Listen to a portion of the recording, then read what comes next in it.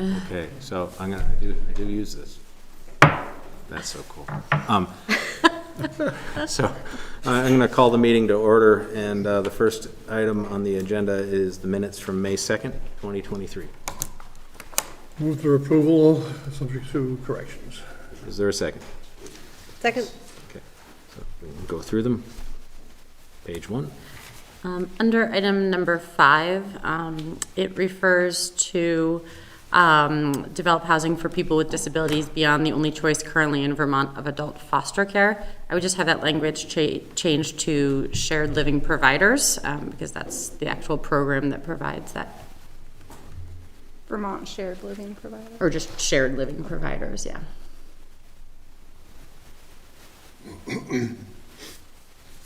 Anything else on page 1?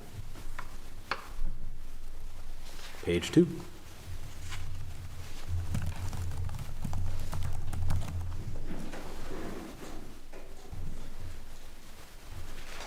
I guess just a comment that I understand and appreciate. This is really a document to document decision-making, but Select Board confirmed support for inclusionary zoning. I know Mike and I at least had some hesitation about that, about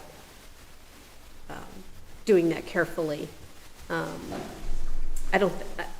not going to ask to change the minutes, but it was just sort of an interesting, I guess I'm just confirming that this is really meant to be documenting decision-making and not too much commentary. If that's true, I'm just going to let it go, just with a comment. I mean, I think it would be reasonable to say, members of the select board noted Some hesitation or concerns? Some concerns I think specifically you were referencing, my brain has lost it now. But yeah. Accessory dwelling units? No, I was really concerned about letting inclusionary zoning, letting people skip growth management and therefore it happening too fast. And I think we had, yes, and Matt had mentioned maybe extending the process out and, things, there was even just to say there was some discussion. Or some concerns, Yeah. maybe just with some members expressed some concerns on implementation. Yep. Would that work? I think so.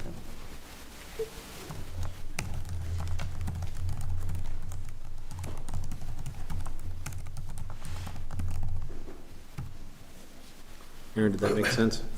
Yep. Okay. You all set? Okay.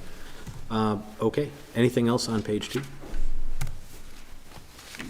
Page 3. All those in favor of accepting the minutes, say aye. Aye. Aye. All those opposed, nay. The ayes have it. Next, public comment for general issues. If you do have something to speak of on an agenda item, it might be better to wait, but legally you don't have to. So this is your moment to speak on any issue that you wish. If there's anybody in the room that wishes to speak, if you could come up to the table.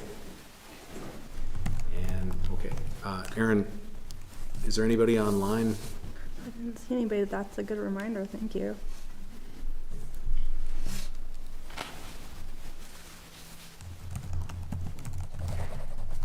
We have 3 people online, but only one is Nobody's raised their hand. nobody's raising their hand. Okay. The next item Oh on wait, the sorry. okay. Peggy Larson has her hand up. Okay. Hello? Peggy, are you there? Whoop, there, can you hear me now? Yes. Okay, I don't know if this is the proper time, but most of you folks know me, I'm a veterinarian, and I wanted to speak on the trapping issue. Is this a good time to do it, or should I wait? It's up to you. You can speak now, or you can wait. The item that's going to be coming up on is actually next on the agenda. So would it make sense for you to postpone and we'll get back to you? Yes, sure. Okay. Sure. All right. Thank you. Thank you, Peggy. Okay, and the reason that's next is because the interview and appointment that was on the agenda has been withdrawn, so there's nothing for us to consider. So we'll move on and try not to take it personally. So next on the agenda is the animal trapping policy, and Simon, are you going to be speaking on that? Yeah. Okay. Town Conservation Planner, Simon, how do you say your last name, Simon? I'm sorry. Miles. Miles. Same as with an M-Y-L-E-S. I. Okay. Yep. All right, thank you. Okay, I'm sorry, the floor is yours. Thank you. So, members of the board who were here in February may recall that the trapping policy was presented to you then. It was then moved on to the town attorney for review before returning to you. I'll come to the policy in just one moment, but the town attorney did thankfully found it to be legal and made some minor comments on the content of the policy, just to add a few things in. By way of background, I did go over this last time, but I know a couple of you weren't here at that point. In 2021, the town did receive a petition from a number of members of the public asking the select board to enact an ordinance to ban body hold and kill traps on town-owned land. This was partly in response to an incident at the Mahan Farm where a trap had been set illegally without town approval and caught a coyote. Law enforcement did deal with that issue. We looked to explore the issue and found that trapping is regulated by the Vermont Department of Fish and Wildlife, so the town can't regulate it by ordinance. But you do require the permission of the landowner to trap on another person's land. So the town can adopt a policy that states when it will grant permission and also stipulates the conditions and methods that it will impose on that. And that's important to realise this policy does only apply to town-owned land, so it doesn't apply to anyone else's land. The Select Board directed the Conservation Commission to draft such a policy. We worked very closely with the Department of Public Works and we also solicited public feedback at a number of meetings on the policy, which is the one before you today. So probably the key aspect of that policy is that the town will only approve requests for trapping on its own land for essential purposes. Such essential purposes are to manage a threat to public safety, to manage a threat to critical infrastructure or property, and in some limited circumstances for research. So it wouldn't be allowed for any other purpose, and that does align with the sort of thrust of public comment that we received at the Conservation Commission. It also goes on to stipulate some best practice measures that will require people to do if they trap on town land, and if we do trap on town land ourselves, anyone contracting with us will be required to provide us with a copy of their licence, notify us of any non-target species caught, and then there's also a bit more detail in there with regards to how we're going to manage beavers, as that's the sort of the main issue we face with trapping. The last issue which we did discuss with the Conservation Commission was maintaining public safety, and where we reached with that was where there is a possibility of conflict between trapping and dogs and pedestrians, such as on town trails. We will sign. We don't do any trapping on town land simply because there's not any critical infrastructure there, and it's also sort of counterintuitive to our conservation goals to trap beavers on there unless we absolutely had to. But that policy for signing doesn't apply in the town right of way, so culverts and things like that, where people generally wouldn't be walking and dogs wouldn't be roaming. And that's in response to Department of Public Works requesting that we don't sign in those instances because they have had instances of traps being stolen, and they need to make sure that they're able to react quickly when town critical infrastructure is at risk. So I'm happy to answer any questions. I'm looking forward to moving this policy on. Okay, thank you. Questions from the board? So this seemed, between the memo and the policy, it sounds like a lot of work went into making, I don't want to say compromise, something that's agreeable to everybody, but since I wasn't here for the whole journey, who's going to be unhappy with this policy and why?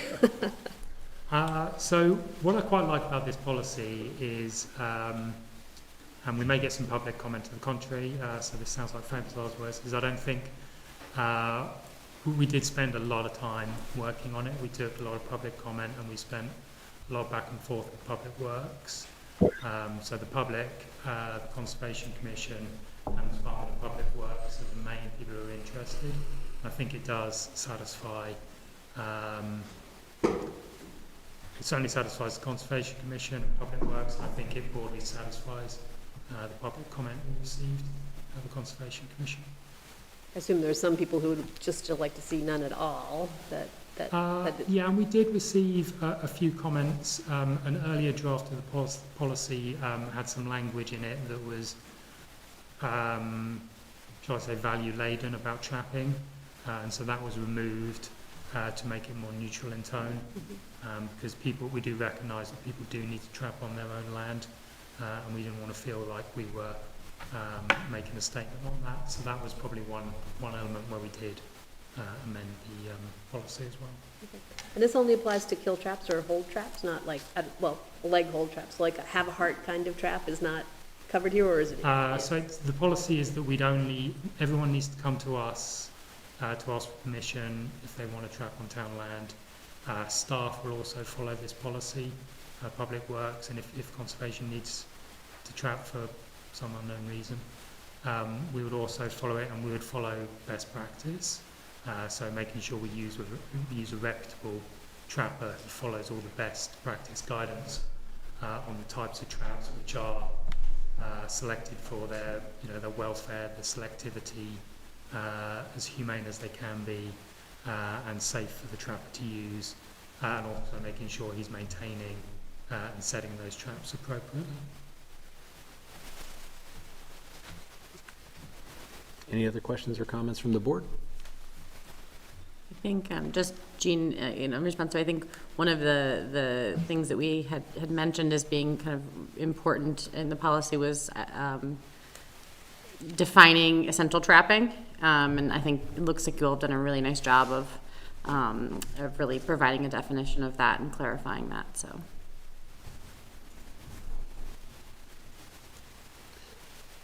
Anybody else on the board? Otherwise, we'll go to the room. Anybody in the room have input, questions, or comments on the trapping policy? Hi. Jay Petrillo, can you watch me? Yeah. Want me to sit there? Yeah. Yeah, you'll need to speak up the microphone.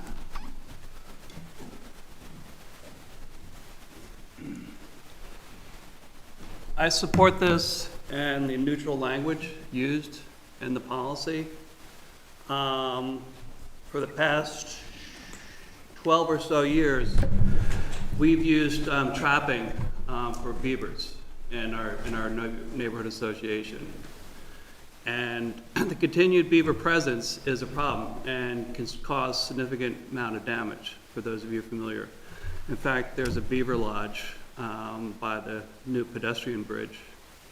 And there's quite a few trees missing. I don't know if anyone noticed that. The pedestrian bridge connecting the rec path to the nature path. So, anyway, the idea that for trapping, I think all stigmas should be erased from it, because trapping is necessary in some cases. In fact, if you look at Idaho, they use trapping as a revenue source for a lot of trappers, and also for a valuable meat source. If you look at beaver meat's very tasty, and it's highly nutritious. And I think any type of stigmas that attached to trapping should be erased. This is democracy, and we should allow all types of discussion for this. And in fact, the survey that everyone uses touts, it's only 384 people that responded to the survey. and they keep saying 62.8%. And that's statistically insignificant. And this is posted on Protect Our Wildlife Vermont. And also the question, I teach English, and the question has, they neglected the Oxford comma, and that should be neglected totally. What kind of comma? The Oxford comma. Shows When you my use leg. when you use three or more, there should always be a comma before the and or the or. So, that's all I have to say. And non-target species, yes, it happens. If you look at Idaho, which trapping is part of the culture, a deep-rooted part of the culture, yes, but it's very statistically insignificant. And you can say the same thing about fishing. If I'm fishing for perch and I catch a trout, that's a non-target catch. So, anyway, and Allenbrook is part of the state, it's not part of the town. So, that's all I have to say about that. Thank you. Peggy, are you still there? You've been waiting very patiently, and thank you for that, and we'd like to hear your input. Oh, thank you, sir, and I don't mind waiting. I'm listening to what everybody says. Thank you for trying to move this forward as best as you have done so far in Williston. But as most of you know, I'm a veterinarian. I've treated animals caught in traps, and I think there's two things I'm really most concerned about. Number one is the target animals. I've read that as low as only 18 out of 100 animals that were trapped were the target animals. It's impossible to specify with the trap which animals they are going to catch. Sometimes they'll catch dogs, cats, birds, and you know the story. I don't have to go into it, but trapping it's nonspecific. And the other thing is, trapping is extremely painful. The animals that I have treated that have been caught in traps had rotting muscles, broken bones. They were in excruciating pain. And it seems to me that we could probably try to find a better way to handle the excess animals that we don't want in traps. Maybe I have a heart trap and moving them. I don't know. It requires some more discussion, I think. Beaver baffles are pretty effective as far as controlling beavers. Green Mountain Animal Defenders has a contact with a person that is very well experienced with beaver baffles. I believe he did one up at UVM and took care of a beaver problem there. There's one more problem, and that is that trappers, when they find an animal in a trap, their methods of killing them is pretty inhumane. If you read on Facebook, you see them bragging about using a whopping stick, so they just basically hit them over the head. Or they'll step on their chest, or they'll step on their throat. It would be so much more humane if they just put a bullet in their brains, but they don't want to waste the ammunition, according to what I've read. So anyway, that's my side of the story. I feel very concerned for the animals. I've treated them. I've seen what happens to them. And I wish we could find a better way. Thank you. Thank you. Is there anybody else online? No? Okay. So discussion amongst board members. Pretty extensive beaver management part of this policy, which I assume will be actually followed and not just there to make people go away. So Correct. that would be important. The Conservation Commission are generally pro-beaver, so they would be looking to follow that however they possibly could. Right, but it leaves opportunity for trapping if we have to. If we absolutely have to. We've been talking about this for 2 years, I believe, trying to get it right. And I think it's worth repeating, this only affects trapping on town-owned land, not anywhere else in the town. We're bound by Vermont state law, so it seems like we should be able to take care of this tonight. Any other comments, observations? Okay. If not, the chair would be looking for a motion. Move to approve the town animal trapping policy as presented. Is there a second? Second. Further discussion on the motion? All those in favor say aye. Aye. All those opposed, nay. The ayes have it.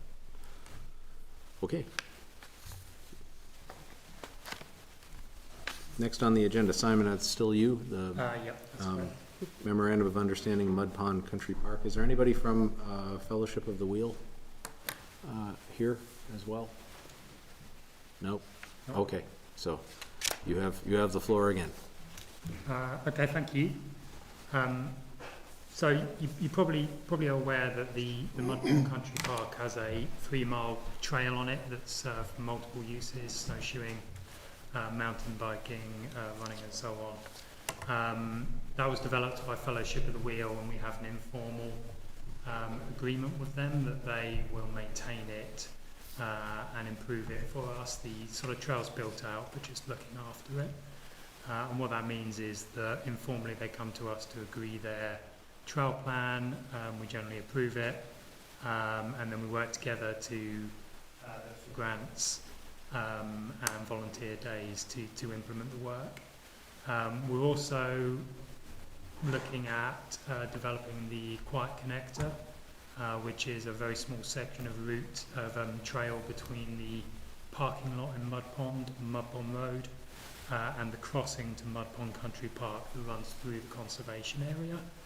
And the purpose of that is to make that a better, less steep and challenging route for all users, but it will also allow bikes to access the country park without going down South Road, which a lot of cyclists find challenging. So as well as having the management plan for the country park, saying we should really develop this informal agreement into something more formal in a memorandum of understanding, we're also moving into a situation where they're managing slightly more of our trail section. So this sounded like a good opportunity to actually take that forward and agree an MOU with the fellowship. So the attached MOU does that. It's something we drafted with them to try and keep it simple, but set out the responsibilities of each party, set out the procedure by which the town will approve projects and how they will be implemented, and then also sets out some responsibilities, sort of key amongst them being fellowship agreeing to continue educating their user base and others about trail etiquette, both in the country park and the conservation area, and also maintaining their liability insurance, naming the town. So that's the MOU. Essentially formalises an informal agreement that we've had for 10, 15 years with the fellowship. So I'm happy to answer any questions the board may have. Questions from the board? Took Jeff's seat, so he told me I had to ask 3 questions for every topic, so I'm doing my best. I'm kind of I'm interested in there's a comprehensive liability comment here, which made me kind of interested in how our agreement works for insurance for a trail that's kind of mutually owned like this, responsibility. So generally, in order to carry out work on town land, and this isn't just them, this applies to contractors in general, they have to provide the town with their certificate of insurance to show that they're insured to carry out that work should anything happen. So they have been giving us their certificate of insurance, but this essentially memorialises that they do have to do it and stipulates the amounts that they've got to be insured for. But when the work is done, I mean, I assume they're designing the trails, they have Yeah. the expertise in what will work and what is safe and Yeah. all that, so do they take responsibility for that? I think that would rest with the town. Oh, yeah. How about, I think it would depend. What? I think it would depend. well, that's what I was afraid of, it depends, we probably, yeah, I'm sure Well, we there's, both. yeah, but I mean, that's the way it is with so many different things, that if it would depend, generally speaking, what we'd be talking about here is negligence. And who would be liable it would depend on who had the duty that was breached. So do we look at the trails as they design it with the safety lens as well? Yeah, so we go out and we look at trail. We generally tend to walk it with them to review what they're doing. Mud Pond Country Park is a beginner trail for mountain biking, and I know it's used probably, if not more so, by hikers than it is by bikers. So we're always comfortable with the work they're doing, and they've got a good, solid reputation with us for designing trails It's a well great and safely. organization. It's a great organization to have a partnership with for this Yeah. kind of thing. But, do we track emergency response calls to these trails, We do. I've not received any confirmation from fire or police that they've been out there since I've been in the job, and I've been in the job for at least a year. Okay, I'll get one more. Yeah. I ran out of stickies. It mentions educate trail stewards, volunteers, and if there's a trail steward, are they identified as town? Are they wearing a Williston shirt, or are they wearing a No, fellowship shirt? So the trail stewards are, the fellowship have people who sort of notify them about problems on the trail, and they might do some light maintenance, like clipping back vegetation that's overgrowing the trail and things like that. If a tree falls on the trail, we'll either take care of it ourselves or work with fellowship to remove it. Yeah, I'm okay with that kind of, Yeah. if they're interacting with the public, I would like it to be clear if they're Williston Right. trained, because they're making people feel welcome and safe and all that kind Yeah. of thing, it can Yeah. be tricky if you just have the wrong person doing it, so. Okay. Understood. But if it's trail maintenance kind of work, I think that's a little more clear. Great. Any other questions or comments? I lied, I got one more. 3 years? Are you comfortable doing this 3 years? I mean, it seems like the first time, is it because this is pretty much what a standard? Yeah, so that's the main, like you say, that's the main reason. This has been, I think we've ironed out all the major issues over the last 10 years. Okay, So 3 years seemed like a good length of time for me to give any minor issues that do crop up proper consideration and not maybe overreact to one particular thing. But the fellowship have been very helpful in resolving, any issues that have arisen over the course of their 10 years working on the trails. So I'm confident that anything that does come up, we'll be able to resolve with them directly. great, okay. And Now Jean, then. I'll add to the insurance question. Yeah. We actually had our insurance review the MOU, draft MOU as well to look at it from their lens, and they added some additional language there. And also gave the suggested limits that we would request, so just so you know, there Oh, was good, another thank you. check and No, balance that's on all. that. Yeah. Okay. I called out for anybody from the fellowship. They're not here, and I don't think anybody else in the room would be associated with this issue. So I think we just move on to a motion if someone is inclined to make one. I probably should after all that grilling. But I gotta find it first. Okay. I move to authorize the town manager to enter into a memorandum of understanding with the Fellowship of the Wheel for assistance with the management of Mud Pond Country Park. Is there a second? Second. Further discussion? All those in favor say aye. Aye. All those opposed, nay. The ayes have it. Okay, great. Simon knows my first motion, by the way. Thank you, I'm honoured. I emailed him and let him know we were running a little early, so. Okay, do we want to, Well, I'm wondering if we should move to the town sponsorship policy yeah. and skip over. Because the housing policy discussion is going That's to gonna I was looking, I was like, Take a that's while, not going to be yeah. quick, yeah. take. Aaron, could you introduce the issue on the town sponsorship policy? Sure. Item number 9 on the agenda. So, the town has had sponsorship for events take place over many years, but there wasn't really an official policy in place. And so to kind of do best practices, we wanted to propose a draft policy for your consideration that would provide a framework for the town to make informed decisions about sponsorships. It's modeled on best practices. We referenced several other municipal sponsorship policies, vetted it internally with department heads who are involved with sponsorships, and then also had finance review it from a application lens. And having this policy will help ensure that sponsors are compatible with our values and our ethics, ensure transparency and consistency, mitigate conflicts of interest, and also ensure legal and ethical compliance. So I don't know if you want me to dive into any details, but it's a pretty standard sponsorship policy.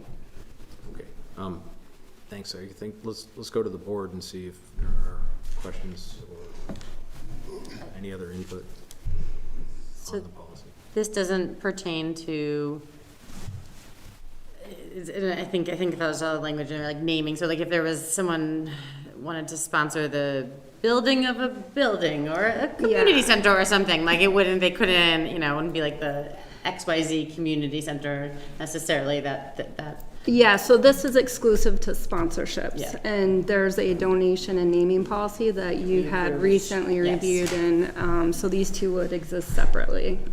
They're similar, but there was a reason to kind of separate them out. Okay. And other than the 4th of July, there's some sponsors for that. I think the Green Up Day recently, right? Like that would be an example of when we had sponsorships. Do you know of any other? Yeah, so some other examples would be, really it falls mostly in the Parks and Recreation. So Todd, the director of Parks and Rec, he has a website exclusive to managing really kind of the requests he has, and there's a sponsorship opportunity on that website. So it, has a rotating window of sponsors for that department. So he would probably have the most volume. There may be opportunities for the library to have some sponsorships. If there was another clam chowder challenge or something like that, it could apply to other departments.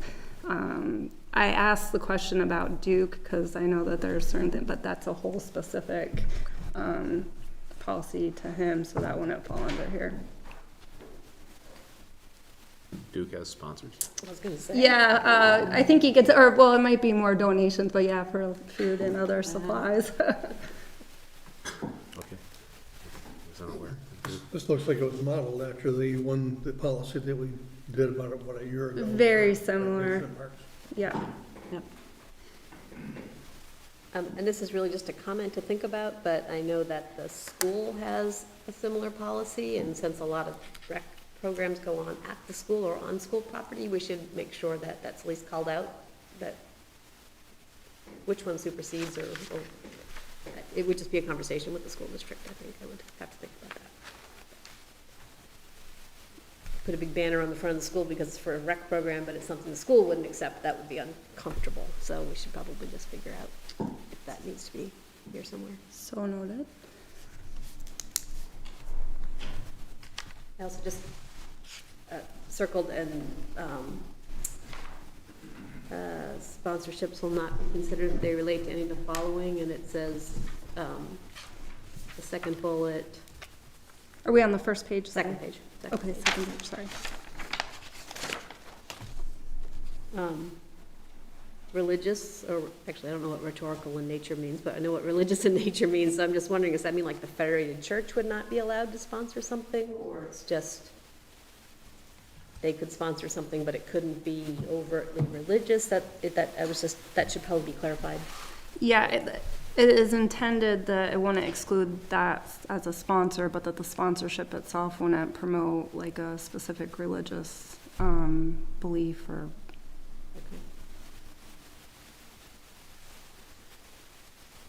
So the churches would be able to, or any religion, synagogue or mosque would be able to have sponsorship, they just wouldn't be able to proselytize. Essentially, yeah. I had to get that in there because I didn't know about that comma thing. Oh, did I miss an Oxford comma? I did, but I am dying I to used a know if, big word. because the minutes is gonna spell that right.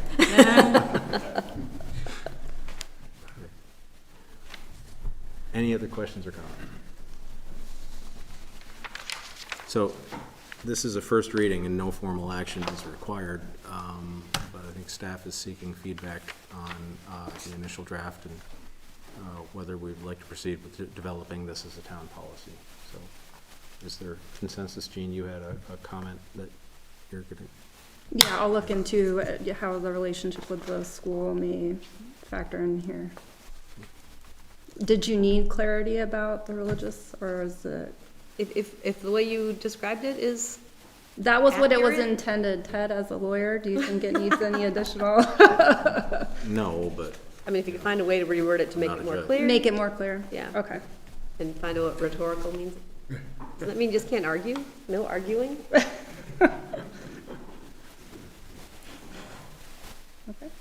okay. Okay. So let's circle back to wastewater allocation request for specific development. Matt, you are present. If you could lead us off. Thank you.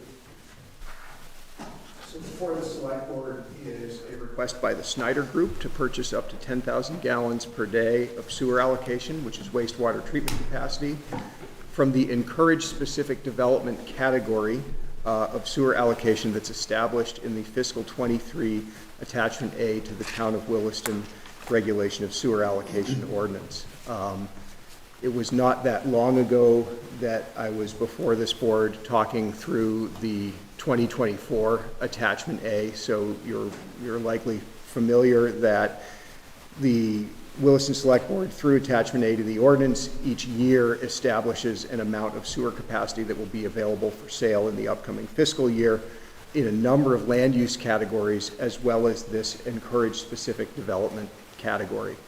And encouraged specific development is a different category from all of the other land use categories in that it is capacity that is set aside to potentially sell to a development that will achieve town plan goals as identified in the allocation ordinance. And it cannot simply be sold administratively by the town manager as the other categories can. Someone who wishes to purchase from this category must come before the select board and make a request.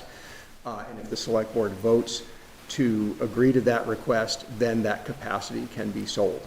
So within this category, encouraged specific development, for the current fiscal year, there is 10,000 gallons per day capacity available.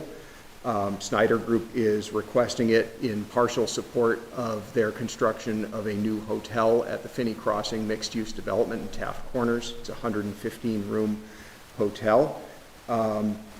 And as I said, the tie here for the select board is to look at how selling this capacity to this development would achieve town plan goals. So I've prepared my memo, a couple of references to some elements of the town plan that the project appears to support.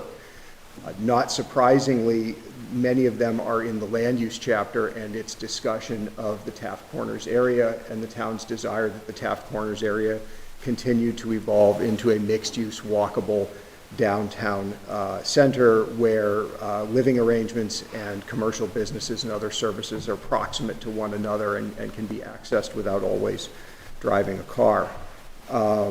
Also, this is the part of town where the town envisions the majority of new development occurring, including things like large hotels. Additionally, the land use chapter of the comprehensive plan we're under called for the town to develop a new sort of zoning for Taft Corners, the form-based code, which was developed and adopted by this board in October of 2022. I happen to tuck my memo inside the code. I have it here with me, and it's close at hand often, and certainly has been as I've worked with these applicants on shaping their proposal to meet the requirements of this new zoning. So this development that's proposed also is an embodiment of the development standards that the town's comprehensive plan called for it to go out and develop, and that the town did develop. So building this development would be part of the sort of completion of the cycle of town plan says to go do something in the zoning, something's done in the zoning, and then that zoning becomes effective. There's also a chapter of the town plan called community design. It talks about three things that I called out in the memo. Minimizing the amount of area devoted to parking and the visual impact of parking, and avoiding what are called dead walls. I'll talk about parking first. Under the new form-based code and in compliance with that code, this project shares its parking with a number of other uses within Finney Crossing. In other words, these different uses have different hours of peak demand and times of month and times of year of peak demand that can be calculated, and therefore one parking space can serve more than one use and less surface parking needs to be created. Secondly, minimizing the visual impact of parking. One major element of the form-based code that's different from the zoning it replaced and that this new project follows is that all parking meets a 30-foot setback from the property line with the street, and all parking is placed behind the building. So from this building, street frontages on Holland Lane and Market Street, you don't see the parking for this building because the building is the thing that's on the street instead of the parking lot. Another element that shields the visual impact of parking that comes from the form-based code is where there is not a building brought up to the street frontage, which happens at the ends of the building. There is instead a minimum 4-foot-high masonry street wall in compliance with the code, which also breaks up the visual experience of seeing that large parking lot behind the building. So even if you're not standing right in front of the building, there's some sort of element there that does that. Lastly, dead walls. Just think of the back of any large shopping center. Essentially, that's a dead wall. Very little visual interest, not very pleasant to walk past. And in Williston and in its form-based code and zoning before, there's always been this tension between what somebody wants to be the operational front of a building, generally near the parking, then the fact that the town would like the parking to not be the first thing right up on the street, and then, well, if functionally the back of the building is the street, can it be visually interesting and pleasant and work well along that sidewalk? The form-based code addresses that significantly. The proposed hotel under this request that you're looking at tonight meets the form-based code, placing more doors and windows at street level on the backside of a 115-room hotel than I think I've ever seen. So, having a design that's responsive to the code, having a code that fulfills a very important town plan goal, and then being able to support it with infrastructure really kind of completes the picture here. So those are the three elements in community design. There's also some general aspirations in the economic development chapter, especially its introduction, that I did not address in my memo, but the applicant talked about in their request letter. And not to discount those, I just went for things that were numbered goals. The applicant looked at the overall thrust of that chapter and found some connections there. I would say I generally agree with those as well. Lastly, the math. As I mentioned, there's 10,000 gallons per day capacity available to purchase from this category in fiscal year 23, which ends the last day of June of this year, in not too long from now. Should the select board vote to authorize the sale of these 10,000 gallons to the applicant, they could purchase the remainder of their needed capacity from the new commercial category in FY23. Should the applicant not be able to purchase from the specific development category, they could still purchase the new commercial capacity in 23. They would then have to wait until 24 to purchase the remainder of their needed capacity from new commercial in 24.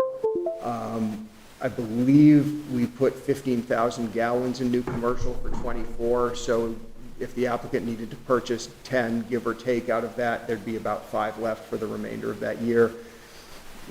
We don't know what's going to come in the door looking for that capacity, but there's, in my mind, certainly some wisdom to making the sale happen while the capacity is available now and leaving some flexibility in the upcoming fiscal year. I'll stop there and answer any questions I can. Questions for Matt? How has the shared parking in the past worked with other businesses, I think specifically of the U.S. Postal Service? So We've certainly heard some things about parking at the site of the post office, 34 Blair Park Road. The hotel that's been under construction there since 2019 has had a significant impact as a construction site on available parking on that site. The applicant in that project came in under the Blair Park or Business Park zoning district standards. They're a little different from the form-based code standards, but they do allow for a shared parking analysis, which the applicant did perform on that site. It's worth remembering that that hotel building has 50 parking spaces, or I think 49 now, underneath it that are not currently in use, and neither is the hotel, which is about a 96-room hotel. There's a total of 134 parking spaces on the Blair Park site, and the applicant shared parking analysis with a mix of retail, the post office, and the hotel showed that those numbers worked. It is busy there. I'm there to use the post office. I'm there to go to the UPS store, and I'm there to get my hair cut periodically when I remember. I have always found a space, but it has been tight. An important thing we learned from our consultant the last time we looked at parking standards is that most people perceive a parking lot as full when it is 73% full. In other words, more than a quarter of the parking lot is empty. But if you drive into one that's like that, you go, gosh, it's so busy here. And it's tight. You're waiting for people to back in and out of spaces. You're kind of jockeying for room and things like that. But the numbers do work. So shared parking is a trade-off. Finney Crossing makes extensive use of shared parking, the Healthy Living parking lot and Hilton Home 2 parking lot, and LL Bean and the other commercial businesses there all the way over to Union Bank all share parking with one another one way or another. And, you know, it's funny what we're finding over by Healthy Living with the share with the Hilton Home 2 is a lot of the Hilton Home 2 folks are parking in the Healthy Living parking lot or along the Market Street Drive by Healthy Living. And the Hilton Home 2 parking lot is quite empty despite heavy occupancy of that hotel. So everybody does what we all do. We try to park by the door or where it feels most convenient, and then there's constraint. I'll also say in regards to the post office that in the first 8 weeks that I was a planner in Williston in 2008, we were having a staff meeting, and an older gentleman came in with a drawing tucked under his arm, and it was a drawing of the vehicle circulation and parking at the post office. And he said, you guys have got to fix this. It's so bad over there. And anybody who's been to the post office knows it's bad over there. One of the challenges with that site is that everybody, I think, categorically who wants to use the post office wants to park by the post office door. You don't want to walk around the building. Who would? And so and people turn over very quickly, right? Unless the line is long at the counter, and then they don't. So you won't always get the parking space you really want in a efficient shared parking arrangement, but you'll usually get the parking space you need. And we think that's going to work here at the hotel. You know, applicants here with their engineer and can address it, you know, more with the numbers than I can sitting here. I like the form-based code. I personally want to see it work. You know, I think I like the flexibility of it all. I think it's going to be interesting. I'd like to see it continue to grow. I hope it works well. It's been really rewarding to work with the applicants through this project. I will note that application materials for this project are posted on the agenda page for the project review committee for this project, which is a staff committee. We have not scheduled that project review committee meeting yet, as we need to know what the path is going to be for allocation. The applicant has some subdivision approval they need to go through at the DRB to move some property lines around, and there's a few other things before we schedule that. But plans for this project and the complete application are up on the town's website at this point if you want to take a look at it. Thank you. Thanks, Mike. Well, So that segs into my question, which was essentially, what is the benefit of allocating the wastewater now versus waiting a month and a half? Like, what are we, if we don't allocate it now, what would we be holding up in terms of the project timeline? So there's probably some timing delay related to this. It's probably measured in a matter of a month or two. From my perspective, the bigger challenge is if the applicant needs to wait to purchase the needed allocation out of the next fiscal year, they won't leave very much for anybody else who comes in. And you know, when we're sitting here towards the very end of the fiscal year, you know, if somebody wants to buy it all, there's not a lot of impact to that, but it could put somebody a year out, starting July 1, if these folks need to come back and make that purchase. So that's, I think, it really just limits future flexibility for the town more so. That's the potential burden on the town. The burden on the applicant is a delay. This is more a general question. I don't have a problem with this. I think it makes sense to use the FY23 allocation rather than hold up next year, but I guess I shouldn't say this, I should be facetious, but to say that another hotel is a planning goal for the town, I was struggling with that a little bit, but I think I understand it's more the how it fits with the plan. But are we in a situation now where every time we put up a hotel, that's housing that can't be built? So all uses of land consume sites, and they do consume some wastewater capacity. But the town's always sort of strived for a balance of those things. And, you know, hotels, it's almost a sort of a hybrid between commercial and housing. It's a sort of a short-term housing. We see them, obviously we've seen them recently, you know, used in a really creative way to deal with a homelessness crisis. But in Williston, the hotels, and especially those extended stay hotels, it's often where a new Williston resident lives for 6 months while they're waiting for their home to be completed, or they're waiting for the other person's home to be completed so they can move in. So they add some flexibility that way as well. Finney Crossing, the site of this project, under the old zoning bylaws, was essentially within a few units of its maximum density already.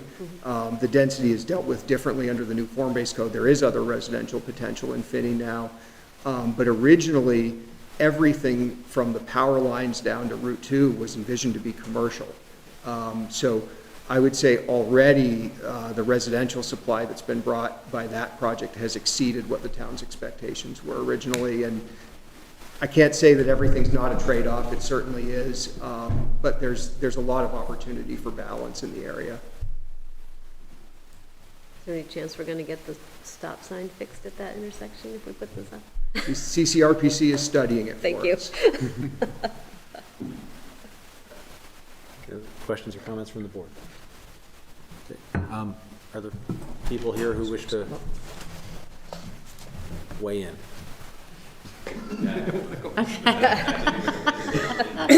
No other comments happy to answer any questions. Actually, could you guys introduce yourselves? I know a couple faces, but I just don't. Here, come up to the mic. I'm Chris Snyder with Snyder Group. I'm Eric Hoekstra with Redstone. Thanks. We're working together.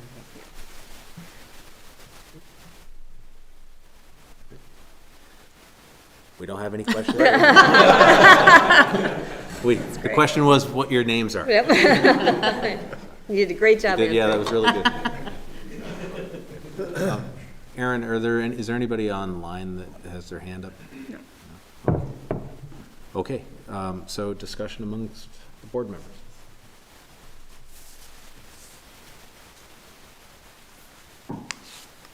If there's, Well, it's probably too early to talk about the design of a building at this point, I would guess. But, you know, to look at just oblong, flat roof buildings is not my idea of a great looking spot. But eventually DRB will take that up, I presume. Matt just spun a beautiful picture of a hotel in my head. I was. If I could address that. Under the form-based code, pitched roofs are heavily encouraged, and the applicant has taken that up on this building. So it's a 4-story hotel with a pitched roof on top, meeting the minimum required pitch, and other required architectural elements. So it will not be flat roofed. We'll have windows on all the sides. Yeah, right. Anything else?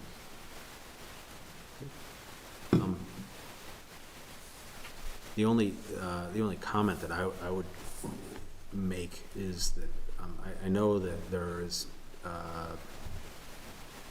a tenor of conversation in the town about development, and I see people talk about it, and I hear about it, and I see it on Front Porch Forum, and Jean's comment about the hotel, another hotel, it was a good one. The thing that I keep seeing, particularly on Front Porch Forum, is that people are complaining that the town allowed another steakhouse. The town allowed another hotel or something, and I just wanted to take this opportunity to say, the town sets up laws, and if you obey those laws, it's your property, and there are a lot of conditions on what you can do, but it is still your property to do within those conditions. And I just, the people who think that the select board or the planning commission or the DRB has the ability to say, I think we're looking for something vegan, is just not the way it is. But anyway, I just wanted to make that comment. So I appreciate that, because I've been looking for a better answer to that question myself. It's like, I don't think we get to pick, but in this case, we are approving a 6-week acceleration by saying that it's, it meets our town goals, so therefore we're giving this allocation this year. Meets the town goals, and it's very, very, very, very likely to be built anyway, with 6 weeks acceleration. Unless there is further discussion, the chair would be looking for a motion. So I'd move to sell the Snyder Group 10,000 gallons of sewer allocation from the specific development category of the fiscal year 2023 sewer allocation ordinance attachment A. Further discussion? All those in favor say aye. Aye. All those opposed, nay. The ayes have it. Okay, great. Welcome, guys. Thanks. Thanks for coming in. So, On Sunday, they're getting married on October 24th. Oh, really? yep, Melinda, hello, good evening. Yeah. Next on the agenda is the housing policy, or continuing our discussion. So,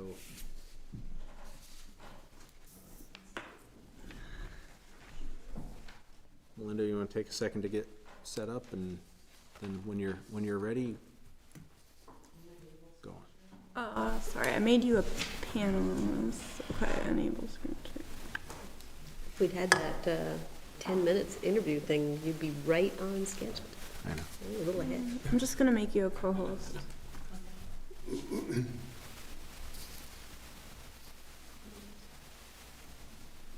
And I did test it out if you need me to do it.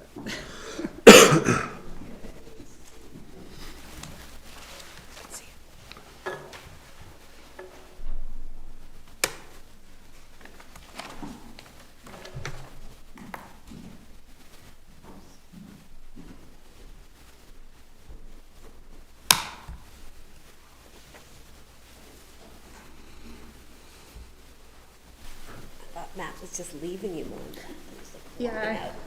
And I was like, I gave you the wrong info.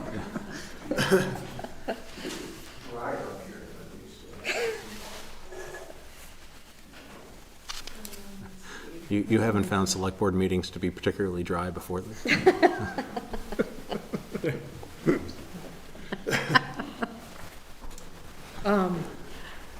Great. Thanks for having us again to continue the housing discussion.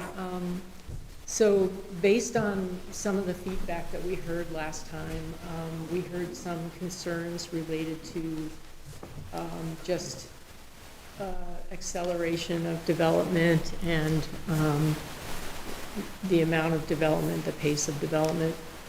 So I wanted to provide some information to you to provide some clarity on those issues tonight.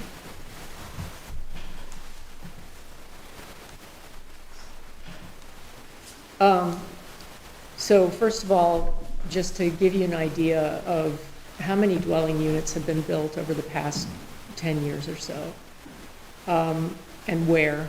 So from 2013 to 2022, 843 dwelling units were built in the growth center, 124 in the sewer service area outside the growth center, which includes the RZB and the village, and 74 dwellings outside the sewer service area, which is the ARZB.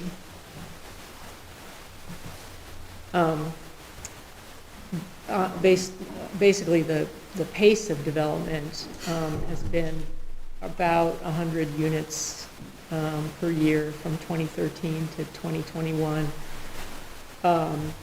And that includes from 2014 on, the build out of Finney Crossing and several apartment buildings within that development. Looking at the percentage of affordable units for built and proposed developments, the percentage of affordable as incentivized under the growth management system is variable across projects from as little as 5% in projects with affordable units to as much as 32%. Inclusionary zoning that we're proposing would standardize the requirement across all projects over a certain size and ensure a consistent minimum percentage of affordable units. I have a question on that. Do you want me to wait till you're done, or do you want me to just go ahead? Sure, go ahead. I was actually impressed with the 23%, 32%, 30%. Like, what incented those builders to do that higher percentage? Well, I know for Summerfield, that 30%, with that 30%, he was able to get a higher density. So there was a density incentive involved there.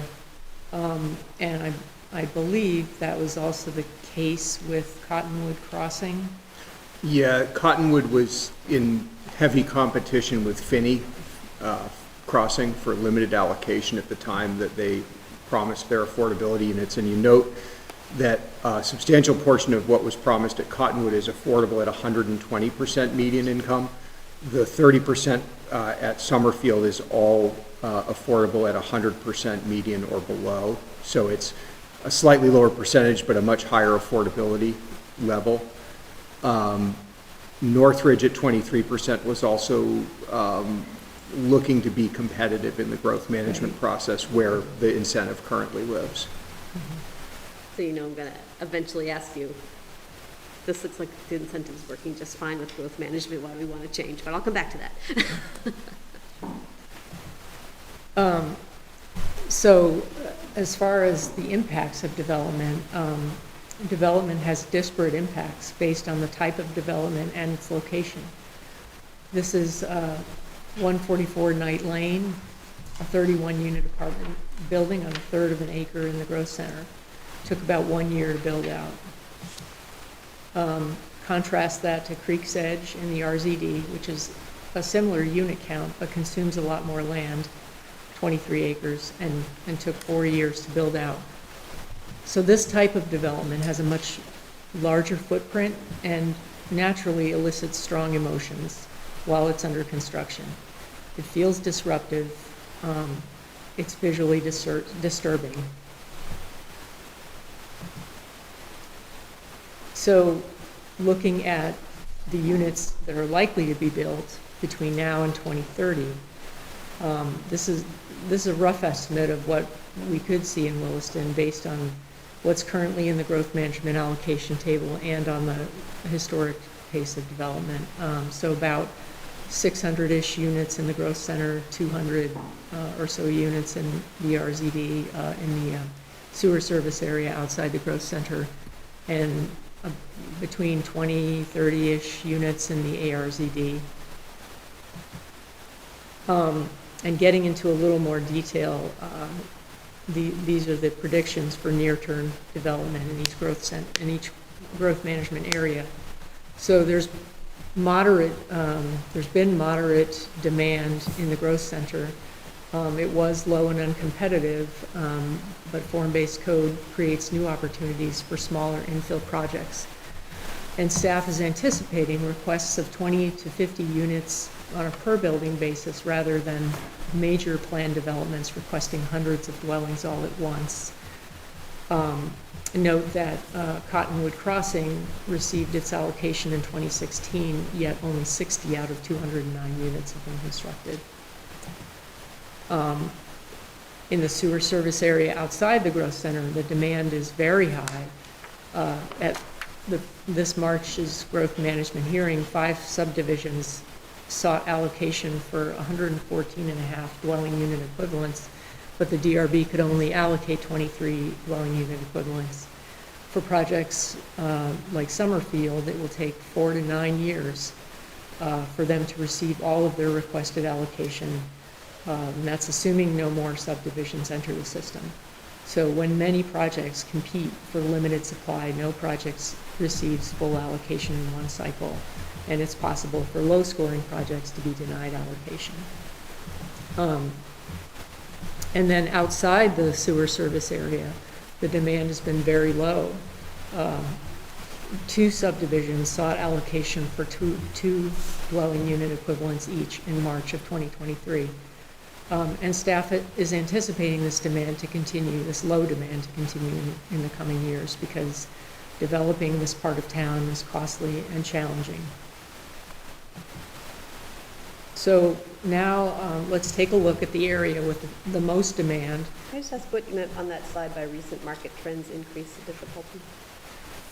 Just because materials are more expensive, land is more expensive, there's more, the demand is pushing costs up. Not demand on what type of housing, but demand on all the costs that go into it. Yeah. Now taking a look at the area with the most demand, the sewer service area outside the growth center. So what land is left to be developed? And so the parcels that you see that are colored in brown are subdividable parcels that are greater than, or 5 acres and greater. And the hatched parcels are currently undergoing permitting. So we see the Glazer parcel that's in the specific plan process right now, and the Summerfield parcel that is undergoing permitting, and then a couple of other smaller parcels that just got growth management allocation. So that's what you see is what's left, the remaining undeveloped parcels with an area of 5 acres and greater. There are 21 of these parcels, and out of these, there's 4 parcels that are greater than 10 acres that could potentially support substantial development of greater than 50 units or so. But keep in mind that lands in Williston are quite constrained by wetlands. So what we see here is not the actual land that could be developed. So the big picture is that most future development will happen in the growth center, not much outside of that. Here you see 2 images. The one on the left is the future land use map from the 1990 town plan. The one on the right is the future land use map from the 2016 town plan. So in these 2 versions of the town plan, future land use map, the colors and the symbols are different, but the lines that were drawn have remained the same. The town made a decision a long time ago to designate a portion of the town for residential growth, and that decision hasn't changed across the decades and several iterations of the town plan. So changing course and altering the land use boundaries would be a major policy shift. if the town wants to consider such a change, it should be discussed during the upcoming town plan update. So fortunately, the town's done a commendable job in land conservation, primarily in the ARZD, but also in the RZD through the ERF and the town's 75% open space requirement. So I want to jump to the memo that we shared with you. Let's see.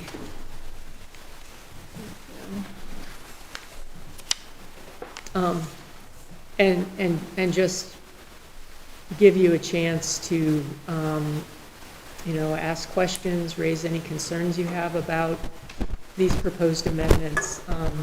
The Planning Commission is seeking feedback on this policy direction and would like to start drafting amendments that are supportive of housing.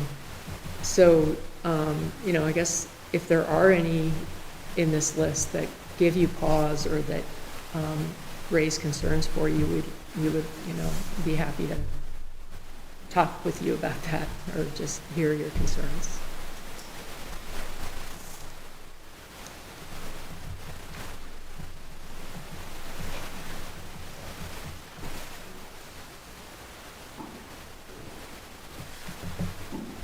One just point of clarification, in terms of inclusionary zoning, it's affordable at for current, market. So the initial buyer, for instance, it would need to be affordable to them, but it's not perpetually affordable. Is that?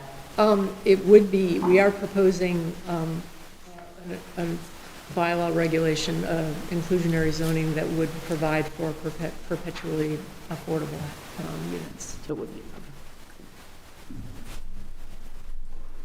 I have a problem with affordability when most of the jobs in Williston, pay $18 an hour. Nobody in Williston can afford to rent or live here. I disagree with what they consider affordable. It's still too much for the average person. Yeah, and I agree with you on that. And I think that sort of deep affordability of below 80%, I don't think it's possible to get that with inclusionary zoning. I think that comes more with working with partners and getting funding for that kind of housing, which, again, is something that the housing committee could start working on, trying to further that development of partnerships and kind of bring those kind of projects into Williston.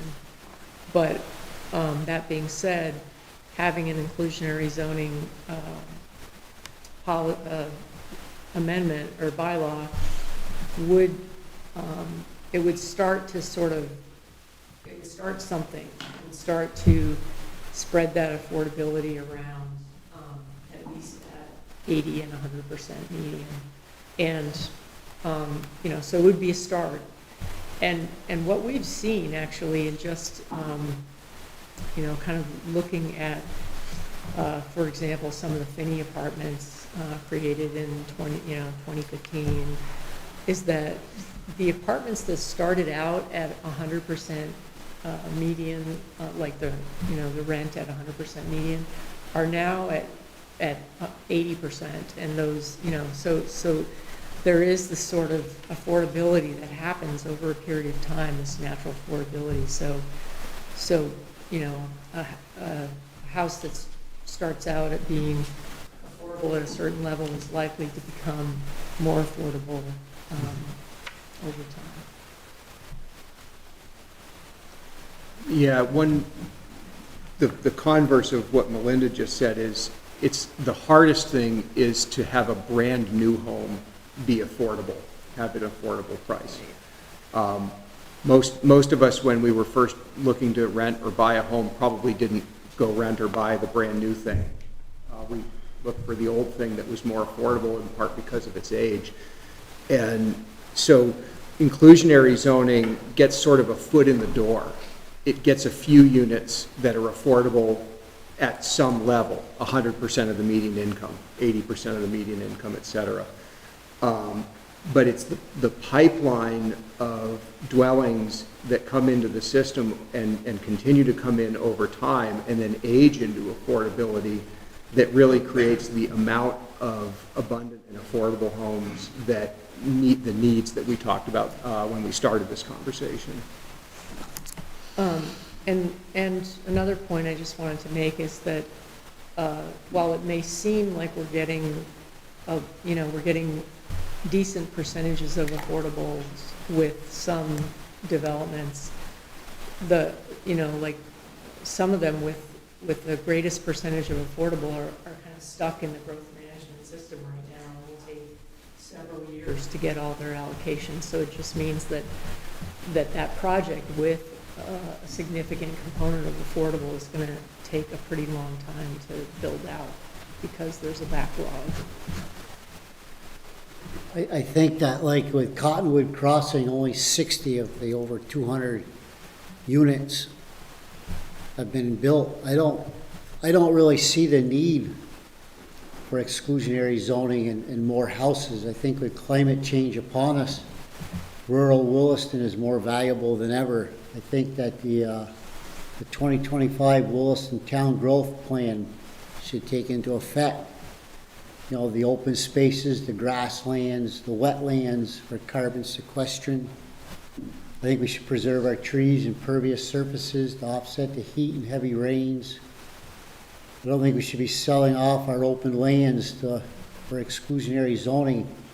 I think we should be patient. I think we should stay with the Williston Town Growth Plan and what changes we need to make for extra housing should be done that way. Because there's been so much, once we give this out, these houses, we can't take them back. It's gone forever. And right now, there's so much housing that we've already given out that isn't even being utilized. Essentially, what we're doing is we're allowing people to put these houses in the bank, so to speak. 10 years from now, there's a need for these houses. They can build these houses, and they don't have to follow any of the current town growth plan. So if we come up with a town growth plan in 2025 that makes sense, that is workable, takes into effect climate change and the changes that we need, let's wait, let's get that what we need. Let's not give an open check to people to build 200 more houses in town when they might not build them for another 8 to 10 years. During that 8 to 10 years, we will have no say in how they build those houses or any of the rules. I think it's important that we keep it to ourselves right now. We don't give it out. This is something we don't have to give out. I don't think we should be giving it out.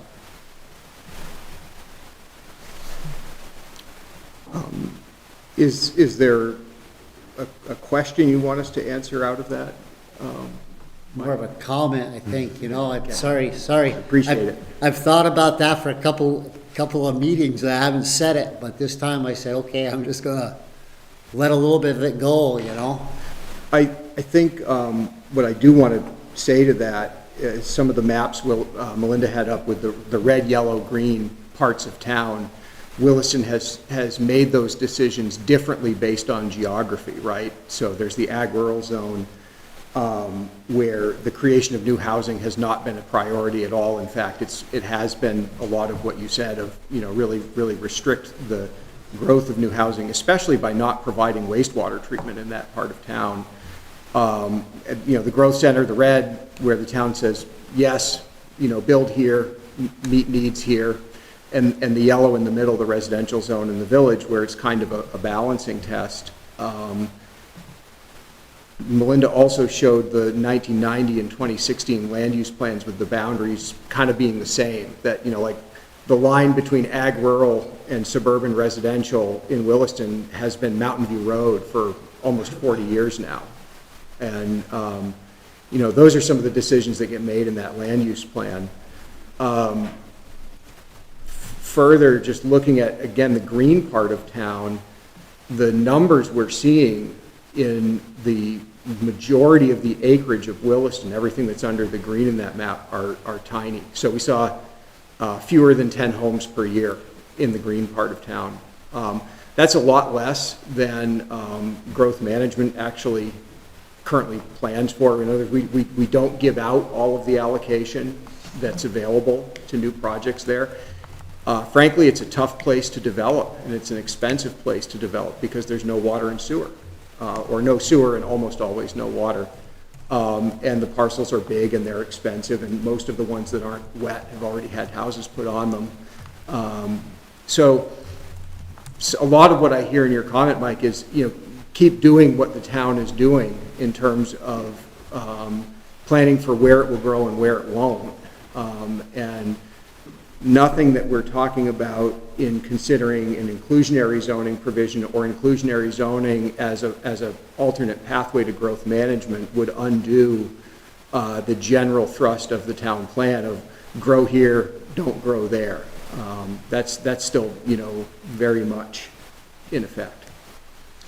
I thought I heard you say something else. Were you going to change the subject? I know, I had a question, but I thought what you were saying, which is funny because I've never considered we growing too slow in Williston, which is what I think you're saying.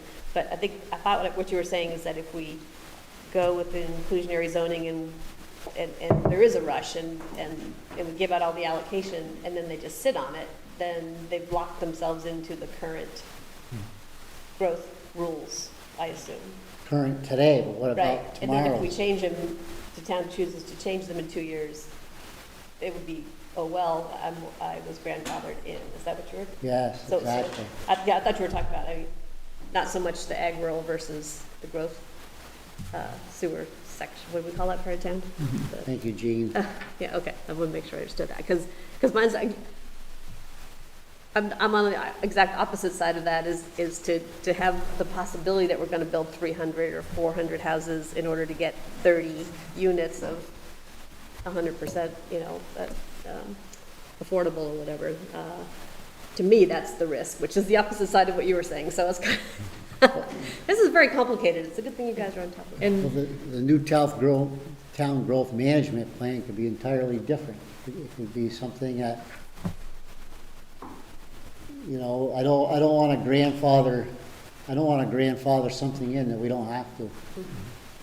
I don't feel we have to. So the other thing I just want to mention is that Thank you, we make bylaw amendments about once a year or so. So with this, similar to any that we've made in the past, we adopt a bylaw amendment, we monitor it for a few years. If it's not producing the results the town wants, we change it.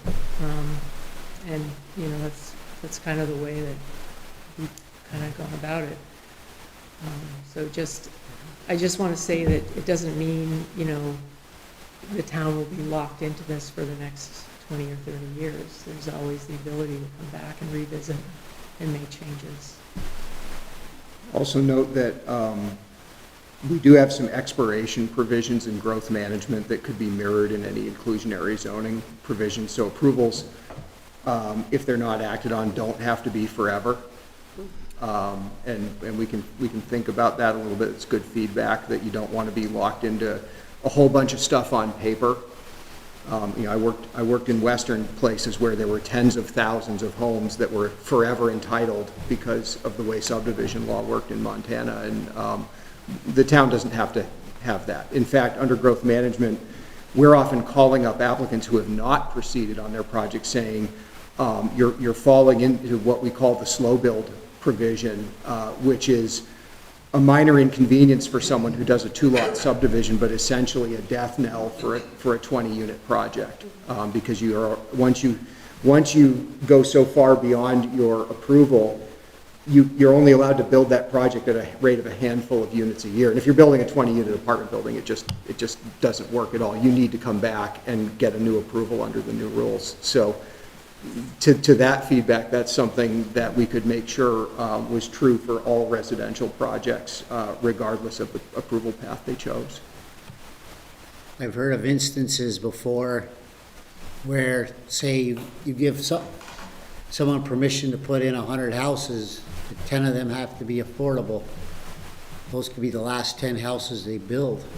So they build 89 houses, and they're done, they walk away. Yeah, so that's another thing that we're looking at, is just making sure that those affordable units are constructed along with the market rate units, you know, so that the schedule, the phasing schedule would include both affordable and market rate units. I mean, there's a way to make sure that you don't end up with that at the end. And I would say, Mike, we don't have that provision right now, and we haven't seen anybody walk away, but we are seeing some projects where the only homes left to build are the designated affordables, and it's causing us some concern. We want to feed that back to the town in terms of, you know, we've talked about how many units were promised affordable in some of those projects. We showed that table tonight, but there's a much longer story than I could tell you tonight about the challenges of working with applicants to actually make sure that all happens and happens the way it's supposed to, including, you know, does it happen evenly throughout the project? I don't see any emergency right now. I don't see any reason that, you know. So wastewater, obviously, my favorite thing to talk about. So how would this, I mean, obviously, we have a finite amount of wastewater capacity. And so this, you know, inclusionary zoning would obviously, you know, speed up the potential growth to provide affordable housing, which I find a necessary thing at this point. We are, as I mentioned in previous meetings, we are having a housing shortage crisis. I mean, it is crisis level. And so I support inclusionary zoning, but also am very concerned about our wastewater capacity. So what would the limitations be on how would we manage that on a year-to-year basis, and you know, what would be the tied to that also, I do think there should still be some limitations on the amount of housing that could be developed each year, including inclusionary zoning housing. So if you could talk about that and what the... I'll answer the sewer part a little Yeah. bit, which is that this change to the zoning bylaw does not require any change to the sewer allocation ordinance or the select board's attachment A procedure. It's still a year-to-year decision by the select board of how much new capacity they'd like to make available for both market rate and affordable housing. Generally, historically, we see that affordable housing category, which we usually put about 5,000 gallons per day in every year. It goes really underutilized. So I think there's some room in that system to support the reasonable amount of new permitted development we think we would expect under this bylaw change. As Melinda said, inclusionary zoning would create some fraction of what's needed. But it's really that programmatic stuff and partnership stuff that's going to hit the deepest need and the people with the greatest need. This is another level of housing beyond that. But yes, the select board still maintains control over attachment A, and the bylaw still contains provisions that say that, you know, DRB or administrator can't approve projects that are unable to acquire sewer allocation. And that's why we run upstairs to Bruce when we have a permit that requires sewer allocation to see if it can be purchased or if it has been purchased. It's part of our permitting process on every new use that we allow under our zoning. But wastewater allocation is still going to act as that buffer and that upper echelon limit to potential growth on a year-to-year basis. As do a number of other things that Right. you need in order to Yes. have a successful development, Yeah. like dry land, access to a road. Right. Can I just follow up, cetera. because I'm confused now, because I've always kind of conflated sewer allocation and growth management plan as the same thing, right? So, and you can skip the growth management plan if you have your 10% affordable housing. I always conflated that with, you also get to scoops, you know, you get to pass on the sewer allocation, you get it. I mean, otherwise, what are they getting? You've got to buy your capacity So sewer allocation is really simple. You want to do something, you need some wastewater treatment capacity. It's either available for you to purchase one way or another, or it's not. Right. And you either move forward or you don't. The growth management system is infinitely more complicated because it's not about how many gallons are available to purchase. It's about how many dwelling unit equivalents are available to assign to your project in a given fiscal year on a table that goes out, on a 10-year horizon. And That's tied to sewer allocation. it is, in Williston's policies and Williston's town plan, it says Williston has limited resources in a number of ways, and it will manage its rate of growth to ensure concurrency with its ability to provide services. When growth management was established in 1990, it was as much about school capacity as anything. It is again. So that's, we still have constrained resources, and we still have growth management as one of the policies that addresses that. But the way I see it, we've created in growth management, residential growth management, a theoretical limit, a number that's expressed as essentially a comfort level. If we go too much beyond this, it gets harder to provide services. It's a number that was established 33 years ago, when the town was quite a different place in a lot of ways. And, some years we see well over that, some years we see well under that. And the town does what it does to keep up with that growth, whether it's, adding staff or building infrastructure, purchasing additional capacity at the treatment plant, et cetera. They do sort of, sewer allocation and growth management kind of point at each other. And each of them in their policy document says, we need this because of that.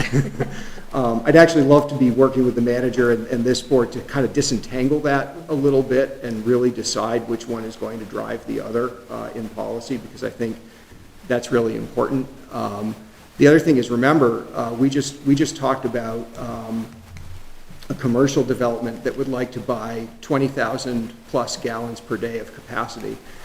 We have no such system in the zoning bylaw that says that hotel has to compete for incentives with other hotels, has to get in line behind other hotels, has to wait until other hotels have their permits. It just comes and goes, and then it shows up at your door, and either there's capacity to purchase or not. So I only say that to say that there are many policy pathways to ensuring that the rate of growth is manageable for the town. Residential growth management allocation is one of them. It explicitly regulates and slows the rate of the creation of new homes in Williston.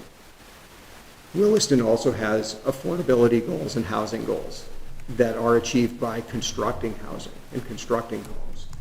There is tension there, and that's why we're here. That's why we're here on our sort of our third meeting, right, talking about this, is because if it was as easy as saying, well, everything's all set up, let's just build more homes, we would just go off and do that. The town is trying to do it in a way that's in consideration of all of these other limits. And just one more cool clarification on the sewer allocation. I always thought that the annual amount that's spread over 10 years, that's an internal decision. I mean, there's no technical reason why we couldn't give all the sewer allocation away now, as far as the sewer plant is concerned, right? You could decide in attachment A to make everything that the town owns available all in 1 year. If people showed up and bought it, then you would effectively be done. Don't put that in the minutes that I'm saying we're going to do that. I just want to make it's an artificial barrier that the town has put together. It's a barrier the town creates. The select board asked many years ago that it wanted planning staff to help it take a 20-year outlook on the way it uses its sewer capacity. And that's what we do. I have a little more pragmatic question, I guess, on the, oh my gosh, how am I going to find this? It's about 5 bullets from the bottom. The addition of up to 4 homes to an existing residential property is exempt from growth management. I was getting a little confused with lot sizes and things like that. Is that like somebody who has 5 acres could put a bunch of houses on? What's that bullet pointed at, I guess? Okay, the addition of up to 4 homes to an existing residential property. So I think, I'm not sure if that was intended to be a fourplex. Yeah, it's a Yeah. little bit trying to mirror what we think we're gonna see from the legislature this year, which is that you have to treat a four-family residential structure the same as you would treat a single-family home. This is an expansion of the treat a duplex like a single-family home legislation that came out a couple of years ago. And the other thing I'll say is, in a practical sense, when we start running projects of 3, 4, 5 units through growth management, Yeah, it seems- all of that scoring and incentive stuff Yeah. kind of falls apart. People start doing kind of silly counterintuitive things to their developments to make points in the system. And the other thing is that those small projects, and I'm going to use a word that not everybody's comfortable with, infill projects, tend to create naturally affordable homes kind of off the bat. You know, it's the person who does the duplex conversion or converts the old Victorian into the 4-apartment unit, or, you know, adds on in some way, or divides an existing home up.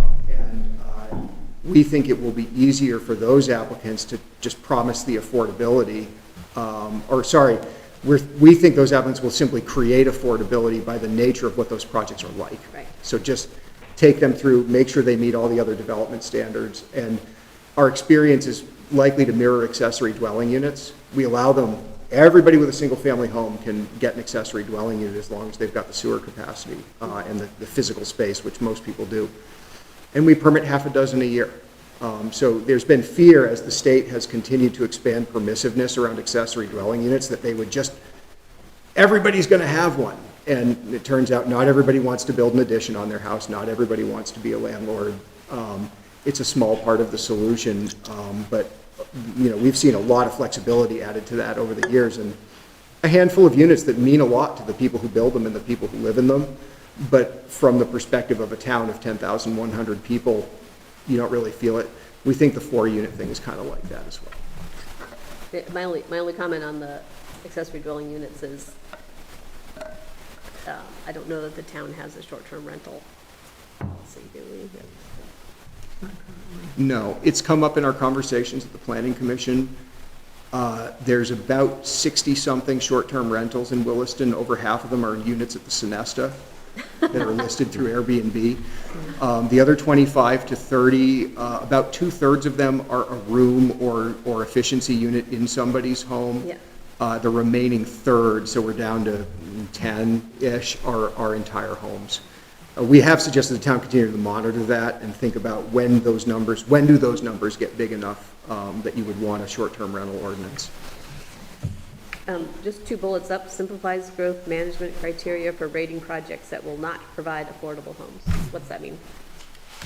So that means there's a lot of criteria that are, I think what you refer to as sort of the silly, like, there was one, you know, related to focal points, and if your development is near a focal point, I think there may be 2 focal points in town, and it scores points. So it's kind of getting rid of the kind of the silly criteria and honing it down a bit into criteria that make sense and actually help the town achieve its goals. So we assume if people were using inclusionary zoning as a pathway alternate to growth management, that's how your affordables are coming in. So we would take the affordable incentive out of growth management, and what's left after you do that and you pare away some of these ones that we're seeing as being relatively ineffective or actually causing people to do things in their developments that don't make sense, the big criteria that are left are energy efficiency, sustainable transportation facilities, and in the ag rural area, the provision of permanently conserved open space where a third party enforces the conservation. So kind of, you know, we started with a system that was about managing growth. It evolved into a system that managed growth and also incentivized all these desirable things that the town either couldn't or wasn't quite ready to outright require. And it kind of became like, well, everything we want, we'll just throw it into the incentives of growth management. The scoring system has become very complicated, and we would see the opportunity of, if the scoring around affordable housing just turned into its own pathway, take what's left and make it really meaningful and really push those 100% market rate projects to do creative things to be competitive, especially around energy production and storage and things like that. So somebody with a big expensive parcel with, views of Lake Champlain who just can't figure out how they're going to integrate an affordable unit, instead goes into growth management. They may pay a fee in lieu for not providing that affordable unit, and they may, in that home, need to do some really extensive things about energy efficiency production or energy storage in order to get what's left of the allocation in that conventional system. Right, so the idea is really, if you're not going to provide affordable units in your development, you go through the growth management system, you wait in line, and you have to attain a high score some other way. The in lieu payment would put you in the inclusionary zone fast path though, right? No, Oh, I thought there was a buy my way out of this if I wanted to. No. No. Okay, so you're either in the affordable inclusionary or you're Or this, you're and in growth storing management. and you're gonna pay. And- I like that. I mean, I just, to be clear, I know I'm putting you guys through the ringer, but it's, I think we do have a housing crisis. I just want to make sure that we're solving the right problem. I think we're having a housing crisis of 4-bedroom homes. So I just want to, that's why I'm asking all the questions. You still, hi. Yeah. Okay, so one of the things I noticed too, and one of the bullet points is the conversion of hotels to affordable housing. Do we have a sense of what the office space vacancy rate is? And is there a potential to incentivize conversion of, that to, did I miss it? It's in there, I missed it, okay, that's fine. I don't know how my brain was not, okay. So I just wanted to, and do we know what that open, unused office space is now currently in town?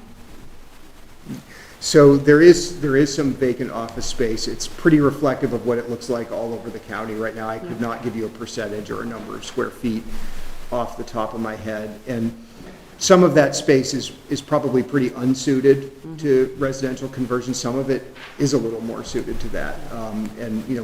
We had that, I think I brought up at one of our previous meetings, the fellow who has a building that's commercial on the ground floor with one office and one apartment upstairs, and he wants to have a second apartment, and he's going through his growth management process right now. There's a few of those out there, so we do think there's some potential, and again, not so much that there would be a tidal wave of office conversion to affordable, but again, a trickle here and a trickle there, and eventually you're starting to see your housing stock change. So I had a question that's probably not critically important, but the percentages of inclusionary zoning for projects of 10 homes or more. Says a minimum of 10% of those homes as affordable at 80% of the area median income, minimum of 15% as affordable at 100%, and a minimum of 20% of those homes as affordable at 120%. So that's 40%. those are ors. Oh, they're ours. There are. They see that right there. Yeah, you need that comma. So it's not 40%. You had that Oxford comma. Okay, that, thank you, would be a yeah. If they, that goes back to that comma thing earlier. Okay, I have no question. So we've talked a lot about inclusionary zoning, but also on the table is fielding a housing committee, and also funding the affordable housing, Trust fund. the trust fund, yes, thank you. So, I mean, those are also things that it sounds like are kind of, would simultaneously, ideally be built and worked on. Okay. What do you envision for the housing committee? Who do you, what stakeholders do you envision being on that, or community members, or town staff? Like, what's your vision for that? So my vision would be to have a diverse group of stakeholders represented, ideally at least one or more renters, people who rent in town, a member of, or somebody who works for a housing organization, a member of this DDHI group, trying to think who else, you know, so I would most likely staff it. I wouldn't be one of the committee, but I would staff it. You know, I mean, I guess if you guys weren't all so overworked, I would say one of the select board members, but I know that you have a lot on your plate. But yeah, that's kind of, you know, that's kind of what I'm envisioning. And so, I think you mentioned, you know, the first step is really just developing the charge for a committee. And so, timeline, what do you see as the timeline to get a committee up and running? And I think when, you know, if the select board is supportive of this and wants to move forward, I've already drafted a charge. I can bring it to the next meeting. And as soon as that, you know, as soon as the select board gives the okay, we could start recruiting and hopefully, you know, have people apply and I don't know, possibly be appointed by late summer or fall. so, I mean, I think the more pieces and the more ways we can address the immediate needs. I mean, obviously, you know, this is something that's imperative to deal with as soon as possible. And I think, you know, obviously in the headlines, we're seeing the end of the, you know, state's policy to get folks into hotels and things like that. And so obviously this is not going to address that, a very, very immediate need, but the sooner we can act on things, the better. And it feels like getting a housing committee up and running is something that we can do at least, you know, much sooner than we can enact inclusionary zoning or, you know, any of these other things. So it's the first step in this multi-step process. So I would love to see that, like housing charge next meeting. I would too, yeah, I would too. So we are tasked with two separate things. One is the creation of whether we agree to the concept of a town housing committee, and the other is general direction from this board on possible zoning bylaw changes that we would give to assist the planning commission so that they don't do a huge amount of work only to find out that we never thought it was a good idea to begin with. If I could ask for discussion on those issues, maybe we could talk about the housing committee first. I mean, that Greta just hit it out right there, Yeah, I mean, I think it's something if the town's talked about it a long time, we should really move forward. Now's the time to move forward. I would be really interested in seeing the charge because I could see it being a little convoluted with too many hands in the, what's the term there? There's a Cooks in the kitchen. cooks in the kitchen. Thank you. Yeah, you wouldn't want, and I don't want to set up a committee and then say that's great, you're all here, but we don't actually have the ability to listen to anything you're going to tell us. So, you know, if it was, I would be interested right off the bat in what that charge would be and how it interacts with the other committees and things in town. but my understanding is that the charge could be brought to us rather soon. Yeah. Okay. So we have consensus that we'd like to see that and make a decision? Yep. Okay. And then the easy one, the general direction from the board on any possible zoning bylaw changes to consider in the short term to assist the planning commission in its forthcoming work.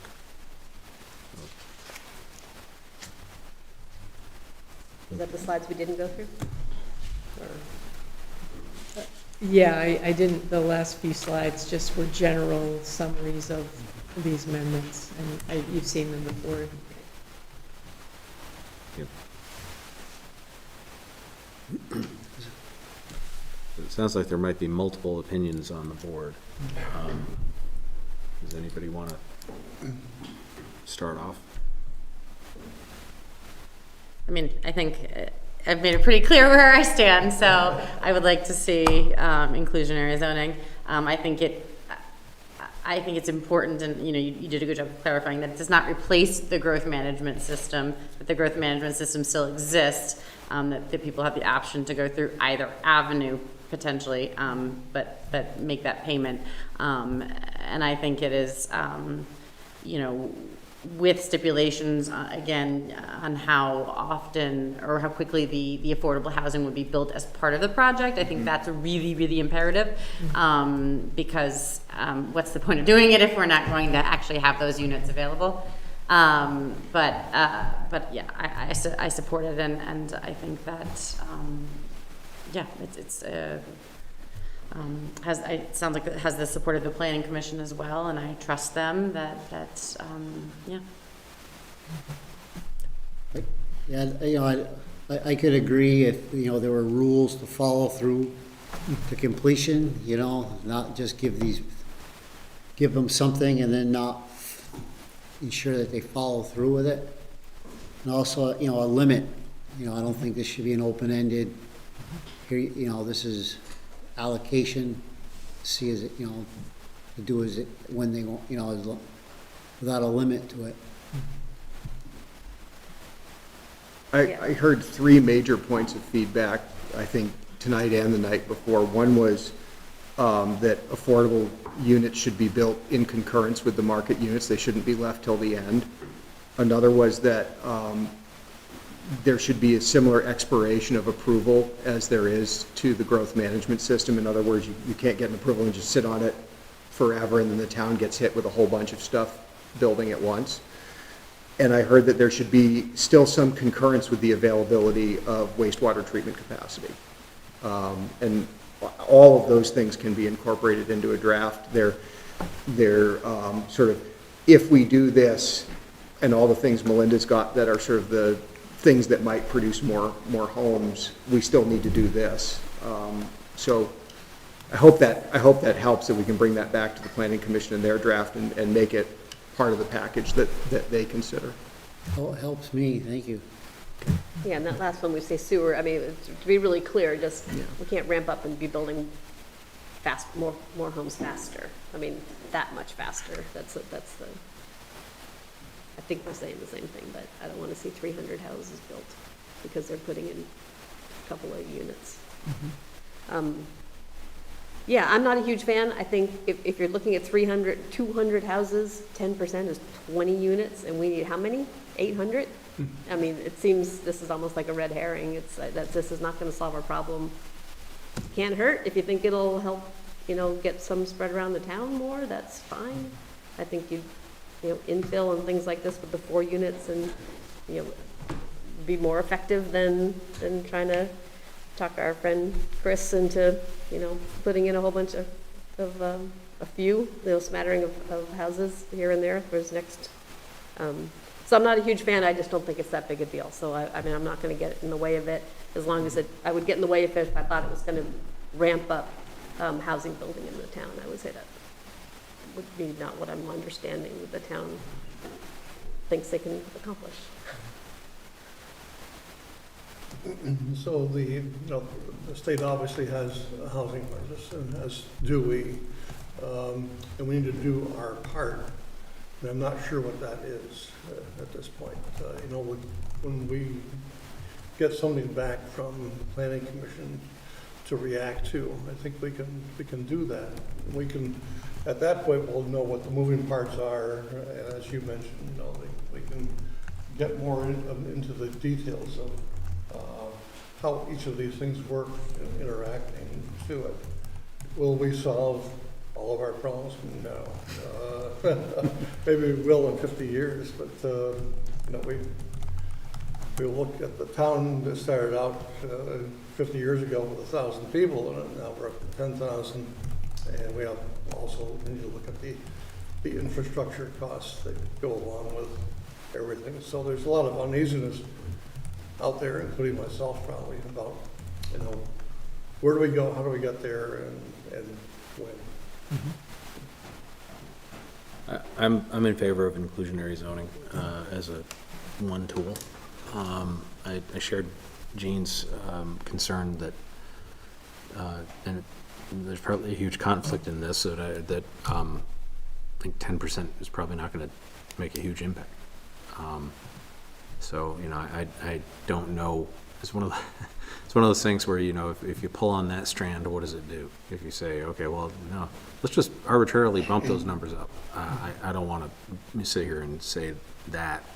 But I am overall in favor of it. I'm just concerned that it doesn't do enough to address the issue. I do think Williston does have an obligation to address the housing situation. We're never gonna have enough housing in town to house every single person that lives in Williston, and I don't think that's, even as a matter of principle, something that is needed anyway.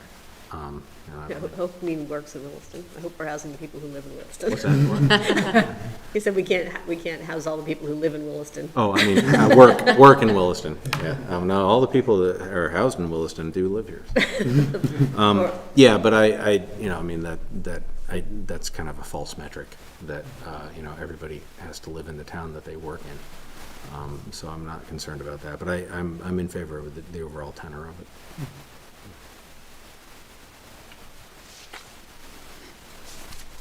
Well, I appreciate all the input. We're gonna move forward working on a draft with the Planning Commission. I would expect them to work through that, hear it, and transmit it to you for consideration. If we get to that informational meeting and we find that we're off track enough that substantial changes are required, we'll follow the process to do that. We know how to do that. But we would anticipate working on this through the middle of summer, with a hopeful goal of adoption by mid-fall of '23. Okay. Great. Well, These maps were really very helpful visually, by the way. Thank you. actually, yeah, great job by everybody. Yeah, really great presentation. Yeah, Melinda, thank you. You did a lot of work putting all this together. Thank you. You're welcome. All right. And we've already covered the town sponsorship policy, so I think we're up to manager's report. Okay, I'll be quick. So in Eric's report, he provided the local option tax report for the third quarter. That was included in the agenda. If you read his memo, there's some additional background information for new members that gives kind of the overall what this looks like through the year. But anyhow, it's a very favorable report. I don't know if you have any questions on that, but Shirley's not here. She'd be the one to answer those. The next item that he had is for your June 6th meeting, there's going to be a possible executive session. So he wanted me to poll you all to see if you would be available to start at 6:30. Is everybody good with that? No, no scheduling Okay. conflicts. Okay. Thank you. Also, he, in his report, noted the town has been awarded a $4,000 Municipal Energy Resilience Program mini grant by the State Department of Buildings and General Services, and Melinda will be managing that grant. And then just an update on the scoping committee for the Library Assessment and Community Center. They recently wrapped up their first phase of community engagement, which was a lot of in-person interviews and collection of data. From that data, they then created a survey that will go out electronically and also be provided hard copy that will give a little bit more quantitative information. And hoping to finalize that survey and launch it by the end of this month. I would like to shout out Erin because when she says they, we did a lot of arguing over specific language, and Erin really did the brunt of the work in creating this online survey and worked really hard on that. So, thank you. yeah, it was a fun effort. So. She appropriately used her commas, though. As far as I know, she did. I'm gonna go back and check tonight. Yeah. So that's the status on that process, and that's really all that Eric had in his report. Okay, and, We're supposed to sign some, yeah, that's Yes. other business. That's under other Oh. business. Muddy Brook Culvert Replacement Certificate. Yeah, so the Vermont Bond Bank requires the select board to approve a certificate of completion for the Muddy Brook Culvert Replacement Project. And there was a copy of the certificate included in the materials that you received, but I have the hard copy for your signature. I don't know if he sends a specific pen around or if you all use. No, no, Okay. we- All right. We muddle through. So I'd move approval of the certificate of completion for the Muddy Brook Culvert Replacement Project. Is there a second? Second. All those in favor say aye. Aye. All those opposed, nay. The ayes have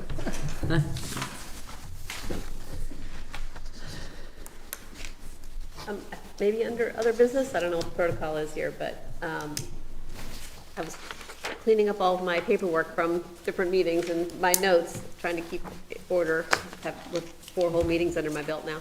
And I don't know, some things that, is there a process or is there a way that we manage? Like, I'd be interested in coming back to the parent group that was here last time. Do we just thank you for your information and move on, or are there things, that's just an example. Do we have a process for sort of, are there things that the board would like follow up on at some point? Not a formal one, but in the past, I know I've contacted either the chair and the town manager to ask for statuses, and if something needs to be put back on the agenda, I ask for that. Okay, that's how it's done then? Yeah. That particular piece that we heard 2 weeks ago should go to the planning commission, part of our discussion about housing. So we should ask them to do that as well. So, okay, so that's a great example, like, Right, but, well, anytime you have something you'd like to bring up, talk to the chair.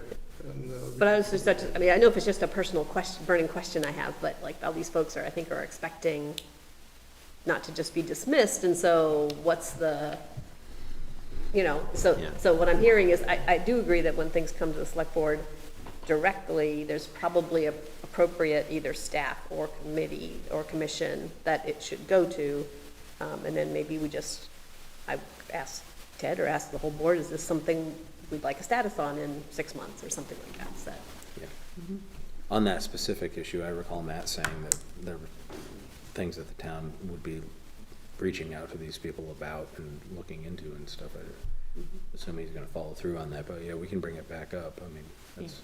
We had a member of the group tonight here Yes. for this meeting, so, Yeah. yeah. I mean, the other thing was the emergency plan that we just kind of signed off on, and that was just kind of an interesting, we had a little interesting discussion about, does the town do anything besides put that emergency plan together and put it in a drawer? And Eric said, well, we've been talking about doing tabletop exercises or something. That would be another thing that, it could come up next year when we sign up on these papers again, and I can ask the same question, or is this, is that the process for that too? Yep. Okay, yeah, we can, let's talk about that. Yeah. Like, give me a call. I mean, the school board does come back, at the end of the meeting, they do come back and say, is there things that we heard today that we want to follow up with? And then the town, the superintendent writes them all down, and then the chair and the superintendent decide at some point how to circle back on them, if that's the will of the board. So it shouldn't just be the will of me, but. Yeah. Well, once that doesn't need an answer today. It could be something we just kind of start up in the fall when we kind of regroup after the summer, but I would be interested in at least having some kind of a understanding as a board as to how we follow up with things that come. Good issues to bring up, yeah. So. Can I advocate really quickly that people go and grab the Williston 2050 cards from out front of the Parks and Rec Department and fill it out. The Planning Commission has this project, and I just think it's a really fun way to see where we are as a town now, and to think about the future, and to, for Williston in 2050 to see what our priorities were in this year. Oh. Okay. And there's a permit? Yep, one more other business from me. So after the meeting materials were distributed, a request to cater permit for Bevo LLC for a life celebration event to take place at Isham Farm on May 20th, 2023. It's a permitted events venue and staff have no concerns, so it would require the board to pass a motion to approve this request to cater permit. Move to approve. Is there a second? Second? All those in favor say aye. Aye. All those opposed, nay. The ayes have it. Do you have an Did we have an abstention? Oh, and one abstention. Am I supposed to abstain? Yeah. I'm assuming. Yeah, I didn't say anything. Okay, Yeah, his silence was abstention. okay. So, For the one minutes, abstention. we had For an the minutes. Yeah, okay, That's all for other business. okay. If there's nothing else, then I will declare us adjourned.